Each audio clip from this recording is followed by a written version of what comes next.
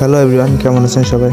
অনেকদিন পর আবারও ঘুরতে গেলাম খুলনায়। আসলে অনেকদিন যাওয়া হয় না কেনাকাটা করতে, তো শীতের কেনাকাটা করার জন্য গেছিলাম খুলনায়। তো যাওয়ার পথেই ভিডিও করলাম, যেহেতু ট্রেনে যাচ্ছিলাম তাই ট্রেন স্টেশন থেকে ট্রেনে উঠে পড়লাম।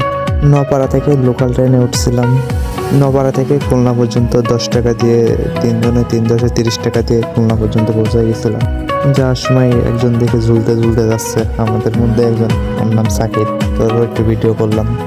এটা আছে খুলনা স্টেশনের ভিতরে, ট্রেন রানিং ছিল আর এই স্টেশনটা অনেক বড়। এখনো পুরোপুরি স্টেশনে যাই পারি নাই, তার আগেই ঝুলাঝুলি শুরু করে দিছিল।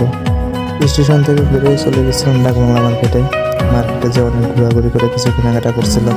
করার পরে ওর আবার একটা গেঞ্জি কিনছিল সাকিব, তো গেঞ্জিটা একটু ঢুলা ছিল, তো এবার চাপানোর জন্য চলে গেছিলাম লন্ড্রিতে। তারপর ওর গেঞ্জি চাপাই নিয়ে আবার স্টেশনে ব্যাগ চলে আসছিলাম। 9:30টার দিকে গাড়ি আমাদের। তারপর স্টেশনে গিয়ে